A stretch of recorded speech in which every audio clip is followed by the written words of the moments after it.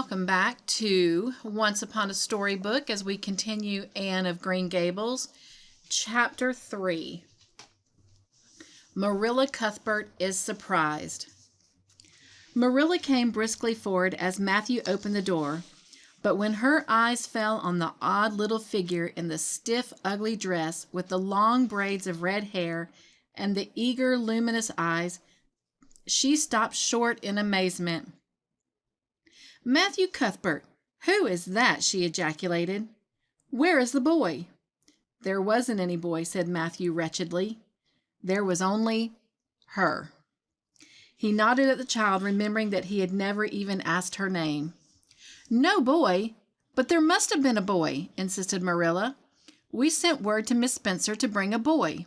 "Well, she didn't. She brought her. I asked the station master, and I had to bring her home. She couldn't be left there, no matter where the mistake had come in." "Well, this is a pretty piece of business," ejaculated Marilla. During this dialogue, the child had remained silent, her eyes roving from one to the other, all the animation fading out of her face. Suddenly she seemed to grasp the full meaning of what had been said. Dropping her precious carpet-bag, she sprang forward a step and clasped her hands. "You don't want me?" she cried. "You don't want me because I'm not a boy? I might have expected it. Nobody ever did want me. I might have known it was all too beautiful to last. I might have known nobody really did want me. Oh, what shall I do? I am going to burst into tears." Burst into tears she did. Sitting down on a chair by the table, flinging her arms out upon it, and burying her face in them, she proceeded to cry stormily. Marilla and Matthew looked at each other deprecatingly across the stove. Neither of them knew what to say or do. Finally, Marilla stepped lamely into the breach. "Well, well, there's no need to cry about it." "Yes, there is need." The child raised her head quickly, revealing a tear-stained face and trembling lips. "You would cry too if you were an orphan and had come to a place you thought was going to be home and found they didn't want you because you weren't a boy. Oh, this is the most tragical thing that has ever happened to me." Something like a reluctant smile, rather rusty from long disuse, mellowed Marilla's grim expression. "Well, don't cry any more. We're not going to turn you out of doors tonight. You'll have to stay here until we investigate this affair. What's your name?" The child hesitated for a moment. "Will you please call me Cordelia?" she said eagerly. "Call you Cordelia? Is that your name?" "No, it's not exactly my name, but I would love to be called Cordelia. It's such a perfectly elegant name." "I don't know what on earth you mean. If Cordelia isn't your name, what is?" "Anne Shirley," reluctantly faltered forth the owner of that name. "But oh, please do call me Cordelia. It can't matter to you what you call me if I'm only going to be here a little while, can it? And Anne is such an unromantic name." "Unromantic? Fiddlesticks!" said the unsympathetic Marilla. "Anne is a real good, plain, sensible name. You've no need to be ashamed of it." "Oh, I'm not ashamed of it," explained Anne. "Only I like Cordelia better. I've always imagined that my name was Cordelia. At least, I always have of late years. When I was young, I used to imagine it was Geraldine, but I like Cordelia better now. But if you call me Anne, please call me Anne spelled with an E." "Well, what difference does it make how it's spelled?" asked Marilla with another rusty smile as she picked up the teapot. "Oh, it makes such a difference. It looks so much nicer. And when you hear a name pronounced, you can't always see it in your mind, just as if it was printed out. I can, and A-N-N looks dreadful, but A-N-N-E looks so much more distinguished. If you'll only call me Anne, spelled with an E, I should try to reconcile myself to not being called Cordelia." "Well, very well then, Anne spelled with an E. Can you tell us how this mistake came to be made? We sent word to Miss Spencer to bring us a boy. Were there no boys at the asylum?" "Oh, yes, there was an abundance of them, but Miss Spencer said distinctly that you wanted a girl about 11 years old, and the matron said she thought I would do." You don't know how delighted I was. I couldn't sleep all last night for joy. Oh," she added reproachfully, turning to Matthew, "why didn't you tell me at the station that you didn't want me and leave me there? If I hadn't seen the white way of delight and the lake of shining waters, it wouldn't be so hard." "What on earth does she mean?" demanded Marilla, staring at Matthew. She's just referring to some conversation we had on the road," said Matthew hastily. "I'm going out to put the mare in, Marilla. Have tea ready when I come back." "Did Miss Spencer bring anybody over besides you?" continued Marilla when Matthew had gone out.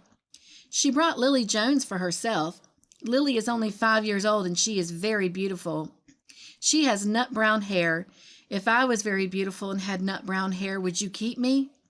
"No, we want a boy to help Matthew on the farm. A girl would be of no use to us. Take off your hat. I'll lay it in your bag on the hall table." Anne took off her hat meekly. Matthew came back presently, and they sat down to supper.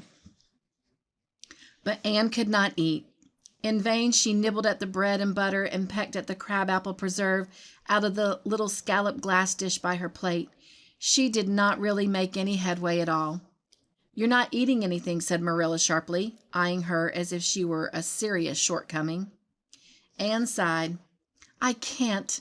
I'm in the depths of despair. Can you eat when you are in the depths of despair?" "Well, I've never been in the depths of despair, so I can't say," responded Marilla. "Weren't you? Well, did you ever try to imagine you were in the depths of despair?" "No, I didn't." "Then I don't think you can understand what it's like. It's a very uncomfortable feeling indeed. When you try to eat, a lump comes right up in your throat and you can't swallow anything, not even if it was chocolate caramel. I had one chocolate caramel once 2 years ago, and it was simply delicious. I often dreamed since then that I had a lot of chocolate caramels, but I always wake up just when I'm going to eat them. I do hope you won't be offended because I can't eat. Everything is extremely nice, but still, I cannot eat." "I guess she's tired," said Matthew, who hadn't spoken since his return from the barn. "Best put her to bed, Marilla." Marilla had been wondering where Anne should be put to bed. She had prepared a couch in the kitchen chamber for that desired and expected boy, but although it was neat and clean, it did not seem quite the thing to put a girl there somehow. But the spare room was out of the question for such a stray waif, so there remained only the east gable room. Marilla lighted a candle and told Anne to follow her, which Anne spiritlessly did, taking her hat and carpet bag from the hall table as she passed. The hall was fearsomely clean. The little gable chamber in which she presently found herself seemed still cleaner. Marilla set the candle on a 3-legged, 3-corner table and turned down the bedclothes. "I suppose you have a nightgown?" she questioned. Anne nodded. "Yes, I have 2. The matron of the asylum made them for me. They're fearfully skimpy. There is never enough to go around in an asylum, so things are always skimpy, at least in a poor asylum like ours. I hate skimpy night dresses, but one can dream just as well in them as in lovely trailing ones with frills around the neck. That's one consolation. Well, undress as quick as you can and go to bed. I'll come back in a few minutes for the candle. I daren't trust you to put it out yourself. You'll likely set the place on fire." When Marilla had gone, Anne looked around her wistfully. The whitewashed walls were so painfully bare and staring that she thought they must ache over their own bareness. The floor was bare, too, except for a round braided mat in the middle such as Anne had never seen before. In one corner was the bed, a high old-fashioned one with 4 dark, low-turned posts. In the other corner was the aforesaid 3-corner table adorned with a fat, red velvet pincushion, hard enough to turn the point of the most adventurous pen. Above it hung a little 6-by-8 mirror, and midway between table and bed was the window, with an icy white muslin frill over it, and opposite was the washstand.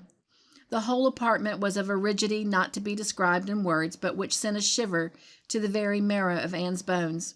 With a sob, she hastily discarded her garments, put on her skimpy nightgown, and sprang into bed, where she buried her face downward in the pillow and pulled the clothes over her head. When Marilla came up for light, various skimpy articles of raiment scattered most untidily over the floor, and a certain tempestuous appearance of the bed were the only indications of any presence save her own. She deliberately picked up Anne's clothes, placed them neatly on a prim yellow chair, and then taking up the candle went over to the bed. "Good night," she said a little awkwardly, but not unkindly.